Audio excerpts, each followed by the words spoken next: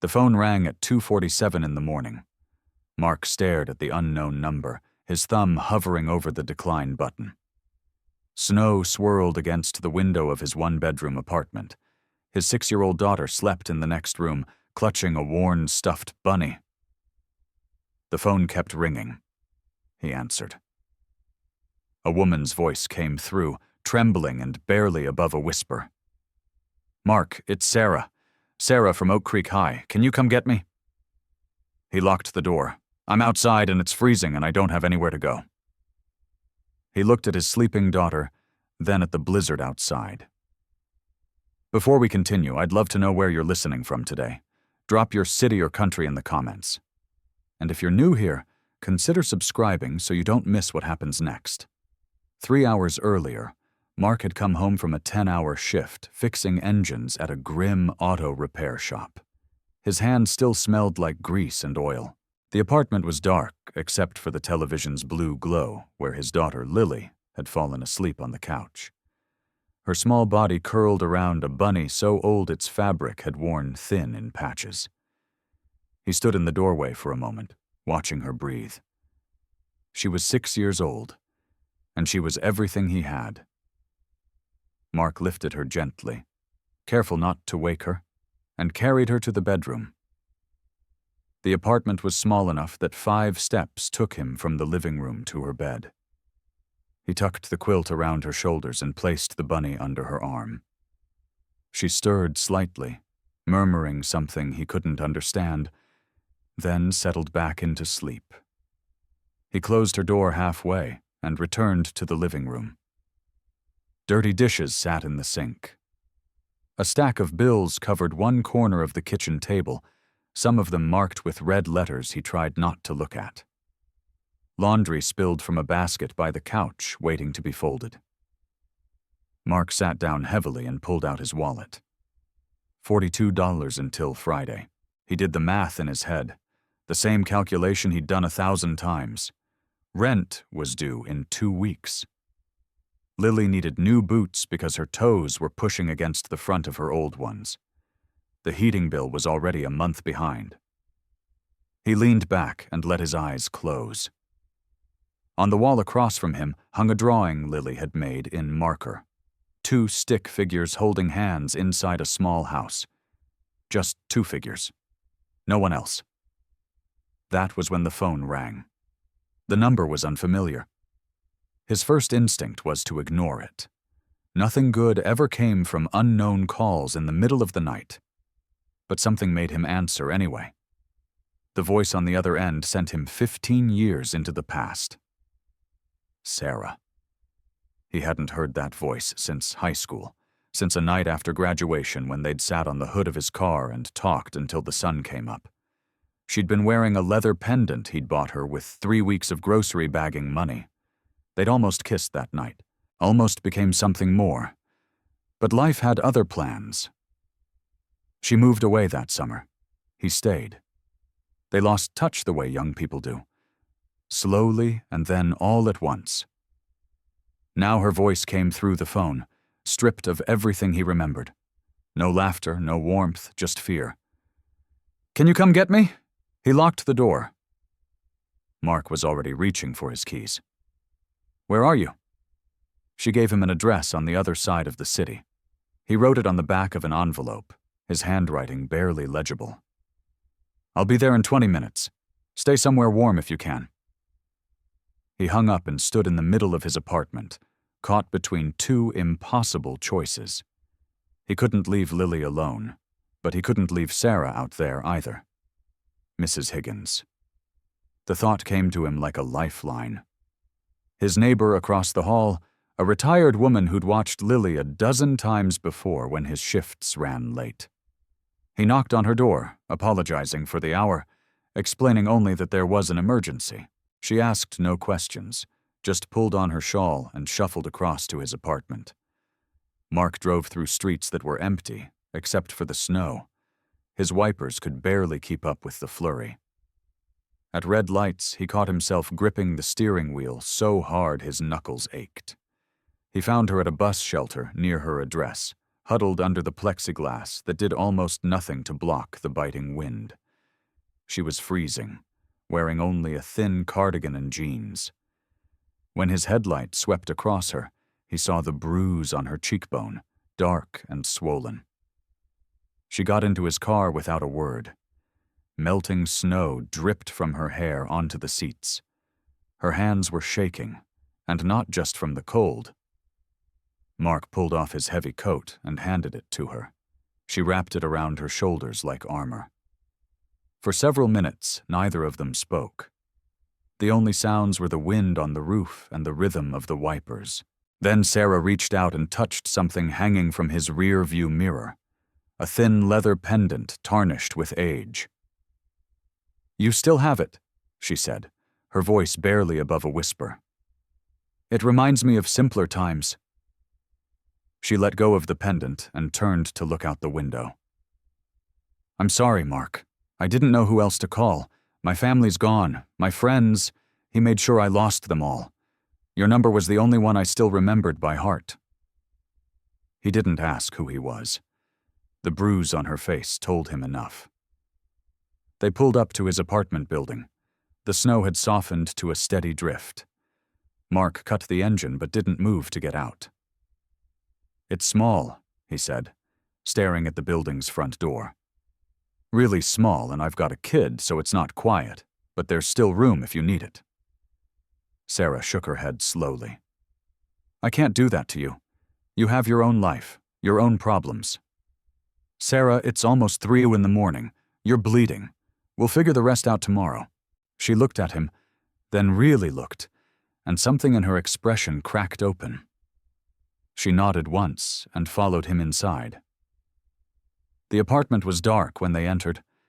Mrs. Higgins had dozed off in the armchair, and she woke with a start when the door opened. Mark thanked her quietly, promised to explain later, and walked her back across the hall. When he returned, Sarah was standing in the middle of his living room, dripping onto the worn carpet. She looked lost, like she wasn't sure if she was allowed to exist in this space. A small voice came from the hallway. "Daddy." Lily stood in her bedroom doorway, clutching Mr. Hops against her chest. Her eyes were wide and fixed on the strange woman in their home. Mark walked over and crouched down to her level. "Hey, baby, why are you awake?" "I heard voices." Lily's gaze didn't leave Sarah. "Who is she?" "She's a friend. She needs help." He smoothed a hand over Lily's messy hair. "Remember what we talked about? When someone needs help and we can help, what do we do?" Lily thought about it, her small face serious. "We help." "That's my girl." Lily studied Sarah for another long moment. Then she walked over, her bare feet patting softly on the carpet, and held out her stuffed bunny. "You can borrow Mr. Hops. He helps me when I'm sad." Sarah dropped to her knees so she was at eye level with the child. Her hands trembled as she accepted the worn bunny. Tears spilled down her cheeks, mixing with the melted snow that still clung to her skin. "Thank you, sweetheart," she managed. "Thank you so much." Lily nodded with the gravity of someone who understood that some things were too important for words. Then she looked up at her father. "She can stay, Daddy. There's room." Mark felt something shift in his chest, a door opening that he'd kept locked for a long time. He looked at his daughter, then at Sarah, then at the tiny apartment that could barely contain 2 people, let alone 3. But Lily was right. There was room. The first 3 days were an exercise in careful navigation. Mark gave up his bed and moved to the couch, insisting that Sarah take the bedroom with Lily. The apartment had never felt so small. Every morning, 3 people rotated through one bathroom. Every evening, 3 plates crowded onto a table built for 2. Sarah flinched at sudden noises. The first time Mark dropped his wrench on the counter, she jerked backward so violently she knocked over a glass of water. She apologized over and over while cleaning it up, her hands shaking against the paper towels. Mark pretended not to notice. He knew that acknowledging it would only make it worse. Lily watched everything with eyes that missed nothing. She didn't ask questions about why Sarah jumped at loud sounds, or why she sometimes stared at the locked front door like she expected it to burst open. But Mark saw the way his daughter observed, processing information she was too young to fully understand. On the third evening, Mark came home from work to find Lily at the kitchen table with her markers. She was drawing with intense concentration, her tongue poking out slightly from the corner of her mouth, the way it always did when she was focused. He looked over her shoulder at the picture. 3 stick figures inside a house shape. But the third figure, the one with long hair like Sarah, stood outside a window looking in. "That's a nice picture, baby," Mark said carefully. "Can you tell me about it?" Lily shrugged without looking up. "It's our house." "I see that. But why is she outside?" His daughter finally met his eyes. "I don't know if she's staying." The words hit Mark somewhere deep. He understood then that Lily was protecting herself, building walls around her heart before they could be broken again. Her mother had left when she was 2 years old. One morning she was there and the next she was gone, leaving behind only a worn bunny and a silence that Mark had never fully explained. Now his daughter was bracing for another departure. That night after Lily was asleep, Mark sat alone in the kitchen staring at the bills that never seemed to shrink. Rent was still due in 11 days. His $42 had become 27 after gas to get to work. Adding another person to the household meant more food, more electricity, more water. Numbers that didn't add up no matter how many times he calculated them. Sarah appeared in the doorway. She'd showered and changed into clothes they'd bought at a thrift store, since she'd left her home with nothing but what she was wearing. Her bruise had faded to yellow at the edges, but it was still visible in the dim light. "You should be sleeping," he said. "Can't." She sat down across from him. "I saw Lily's drawing." Mark didn't respond. "I'm making things harder for you," Sarah continued. "I can see it in those bills. I can see it in how tired you look. I was tired before you got here. Mark, don't pretend this isn't a burden." He set down the bill he'd been holding. "What do you want me to say? That this is easy? It's not. But that doesn't mean I regret it." Sarah looked down at her hands. "I need to do something. I can't just sit here and think all day. Let me help around the house at least. Cooking, cleaning, whatever. I need to be useful." Mark thought about arguing, about telling her she didn't owe him anything. But he recognized the desperation in her voice. It wasn't about repaying a debt. It was about feeling like she still existed, like she still had purpose. "Okay," he said, "but only if you want to." The next morning, Mark woke to the smell of eggs and toast. Sarah was in the kitchen, moving with a quiet efficiency that suggested she'd been up for hours. Lily sat at the table watching her with the same careful observation she'd been practicing all week. "Miss Sarah makes eggs different than you, Daddy," Lily announced when Mark emerged from the couch. "Better or worse?" His daughter considered the question with great seriousness. "Different." Mark caught Sarah's eye across the kitchen.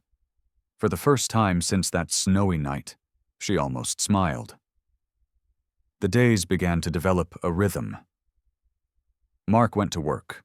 Sarah cleaned the apartment until it gleamed, then started on small repairs he'd been putting off for months. A squeaky cabinet hinge, a bathroom faucet that dripped. Tasks she said she'd learned from watching videos during long hours alone in her old house. Lily remained cautious, but her walls were developing cracks.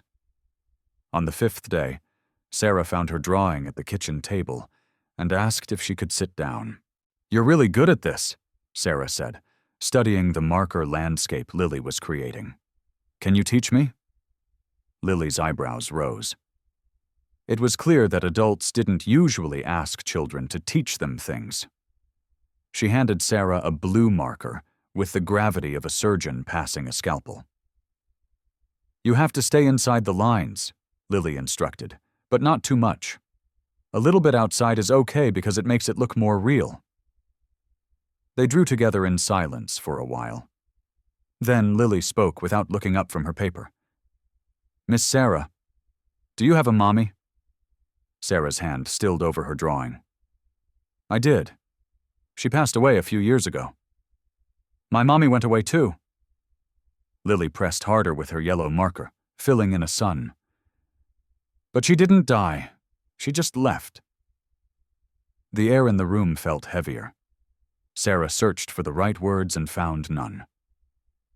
Lily kept coloring. "Are you going to leave too?" Sarah set down her marker and turned to face the little girl. "I don't want to, but sometimes grown-ups have to do things they don't want to. That's what Daddy says about work." "Your daddy is a smart man." Lily finally looked up. "If you stay, you can keep borrowing Mr. Hops, but only if you stay."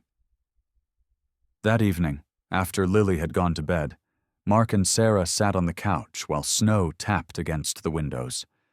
A gentler snow than the storm that had brought her here, but snow nonetheless. "She asked if I was going to leave," Sarah said quietly. Mark nodded. "She asks me that about everybody, the mailman, her teacher, Mrs. Higgins across the hall." "What do you tell her?" "The truth, that some people stay and some people go, and we can't always control which is which." Sarah turned to look at the leather pendant still hanging from his keys on the hook by the door. "I should have chosen you, Mark. Back then, after graduation, I was stupid to let us drift apart. We were kids. We didn't know anything. You knew enough to be kind." Her voice cracked slightly. "I forgot what that felt like until now." They sat in the darkness, not touching but closer than they'd been in 15 years. Something unspoken passed between them, an acknowledgement of a road not taken that might finally have a second chance. On the 8th day, Mark came home from work to find an unfamiliar car parked in front of his building. He noticed it immediately because he noticed everything about his surroundings now. A week of being on edge had sharpened his senses. He scanned the street, the sidewalk, the windows of his building. Nothing seemed out of place. But as he climbed the stairs to the 3rd floor, he heard shouting. A man's voice, loud and angry, echoing through the hallway. "Sarah, I know you're in there. Open the damn door." Mark took the remaining stairs 2 at a time. When he rounded the corner, he saw a man in an expensive wool coat pounding on his apartment door. Broad shoulders, hands that looked like they knew how to hurt. Richard. It had to be. "Hey." Mark kept his voice steady as he approached. "You need to leave." Richard spun around. His face was red with rage, but there was something calculated in his eyes that told Mark this man was dangerous in more ways than one. "Who the hell are you?" Richard demanded. "This is between me and my wife." "Not anymore. She's not going anywhere with you." Richard stepped closer, close enough that Mark could smell alcohol on his breath. "You think you can take what's mine?" "She's not yours." Mark didn't back away. "She's not anybody's property. Now leave before I call the cops." Richard shoved him hard in the chest. Mark stumbled backward, but kept his footing. Every instinct screamed at him to fight back, to make this man understand with his fists what words couldn't convey. But he thought of Lily. He thought of the custody arrangement he'd fought for years to maintain. One assault charge, even in self-defense, could destroy everything. "You can hit me if you want," Mark said, his voice low and controlled. "But there's a camera right there." He pointed to the security camera mounted above the stairwell. "And my daughter is inside watching. You want to explain to a judge why you assaulted someone in front of a 6-year-old? Richard's eyes flicked to the camera, then to the apartment door. Through the small window beside it, Lily's face was visible, her eyes wide with terror. Something shifted in Richard's expression.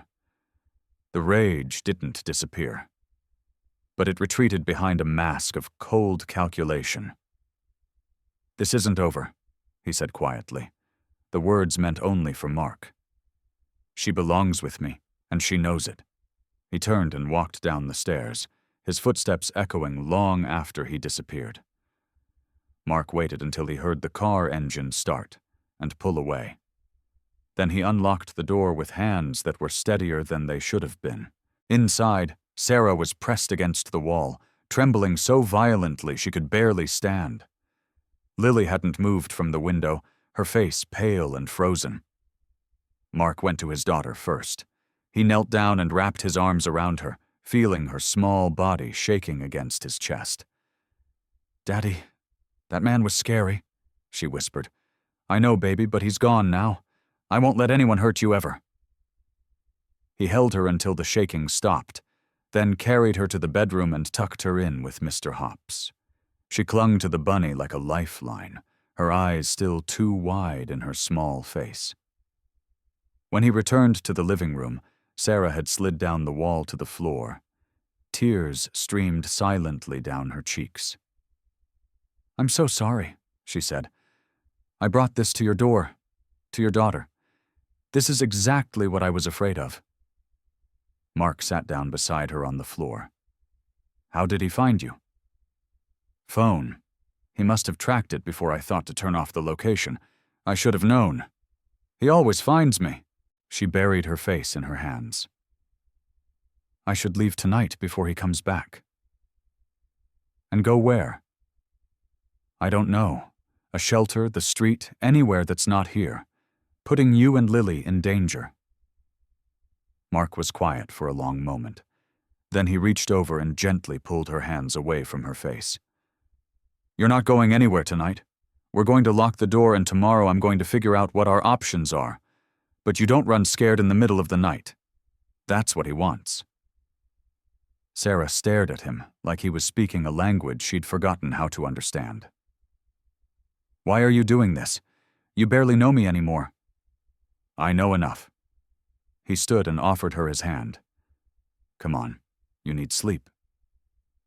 That night, Mark checked the locks 3 times. He wedged a chair under the front door handle. He lay awake on the couch, listening to every sound in the building, waiting for footsteps that never came. The days that followed were heavy with unspoken tension. Mark called in favors he didn't have, reaching out to everyone he knew for any kind of help.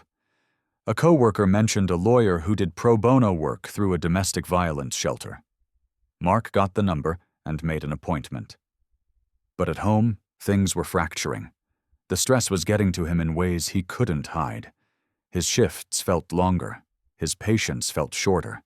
The bills kept piling up. And now there was the added cost of worrying about security, about safety, about everything he'd been trying so hard to hold together.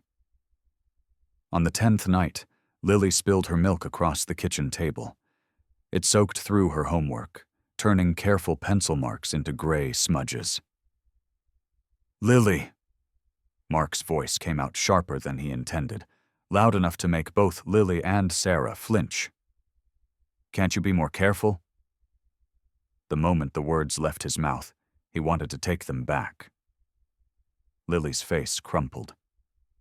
She didn't cry, which was somehow worse. She just went very still, then slid off her chair and walked to her bedroom without a word. The door closed with a soft click that felt louder than any slam. Mark stood there staring at the spreading puddle of milk, hating himself. Sarah silently got a towel and began cleaning it up. She didn't look at him, didn't say anything, and her silence was its own kind of judgment. Later, after the milk was cleaned and the apartment was quiet, Mark crept into Lily's room. She was curled on her side. Mr. Hops clutched against her chest, her eyes closed, but her breathing too uneven for sleep. He sat on the edge of her bed and put his hand on her shoulder. "I'm sorry, baby," he whispered. "Daddy's just tired."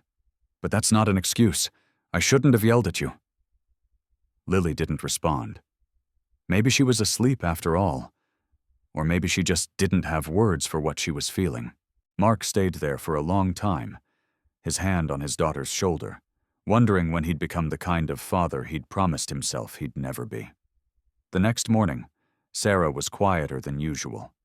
She moved through the apartment like a ghost, avoiding eye contact with Mark. He knew what she was thinking because he was thinking it too.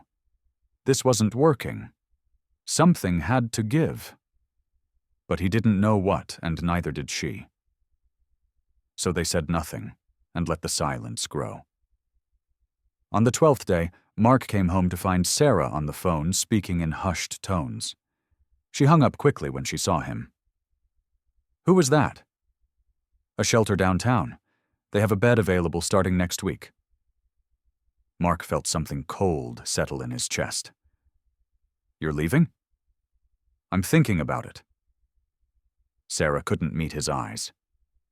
"Mark, look at what's happening. You yelled at Lily. You haven't slept properly in days. You're falling apart, and it's because of me." "It's not because of you." "Then why?" She finally looked up, her eyes red-rimmed. "Why is everything falling apart?" He didn't have an answer. Maybe because everything had been falling apart long before she arrived, and her presence had just made it impossible to ignore anymore.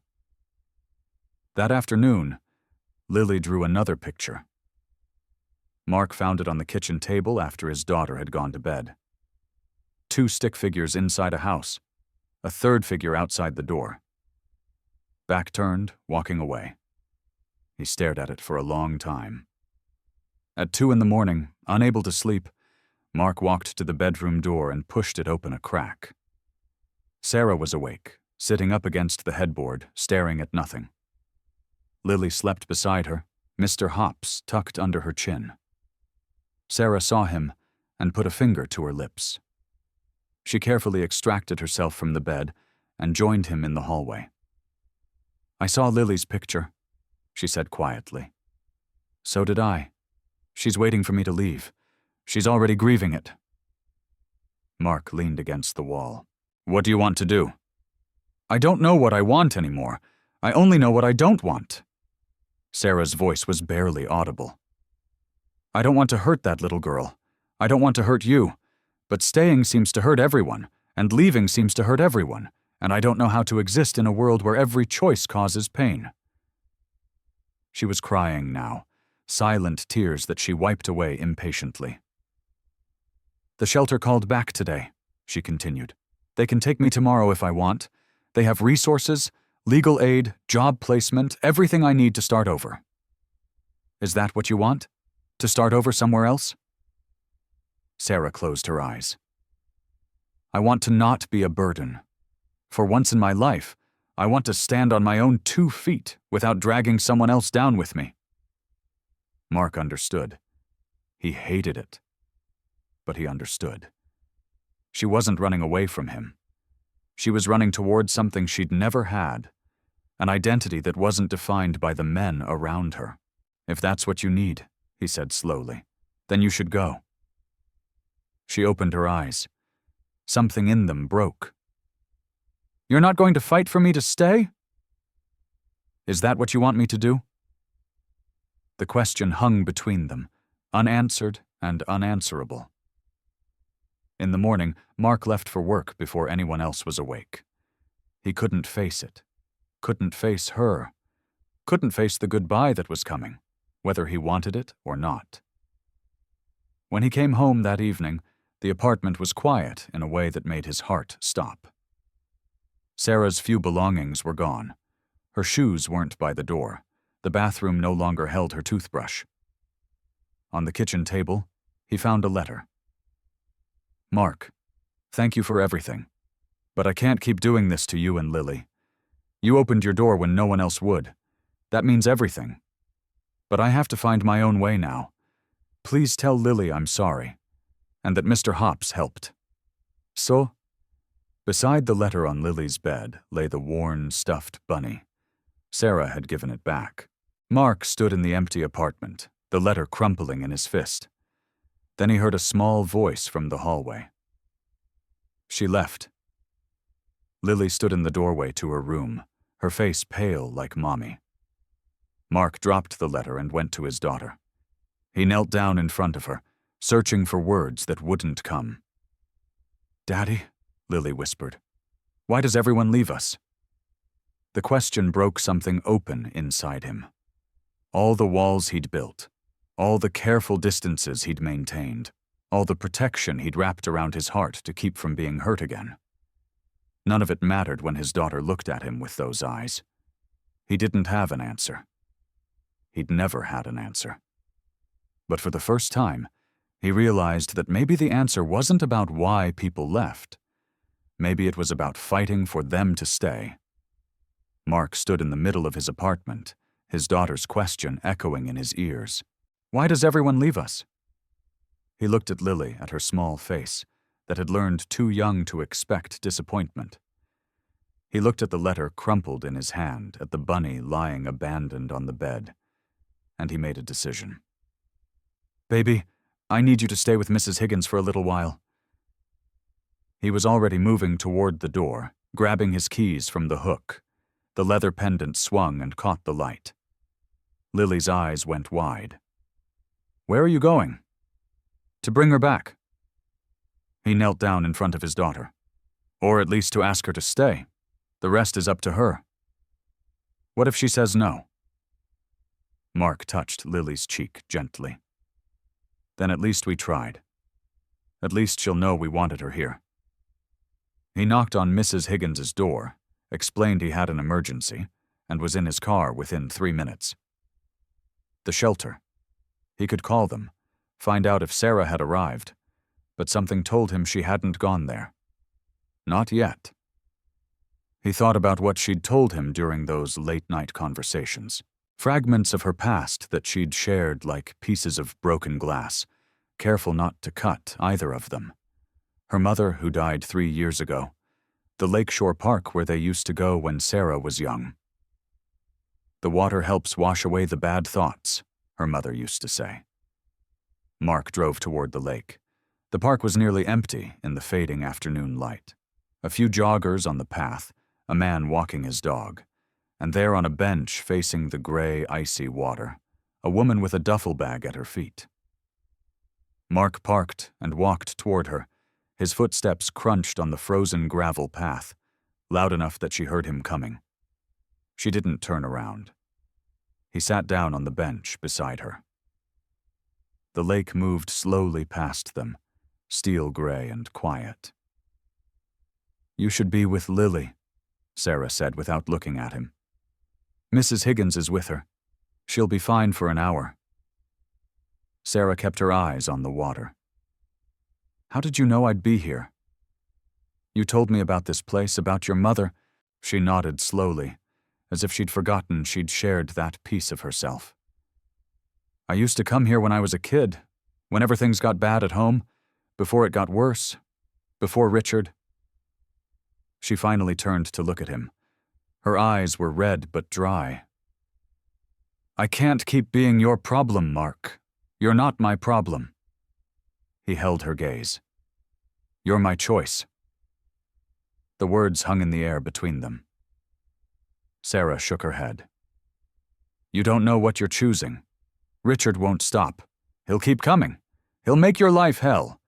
He'll use Lily against you if he can." "I talked to that lawyer, the one from the shelter." Mark reached into his jacket and pulled out a business card worn at the edges from being handled too many times. "She says we can file for a restraining order. It won't be quick and it won't be easy, but it's a start." Sarah stared at the card like it was written in a language she couldn't read.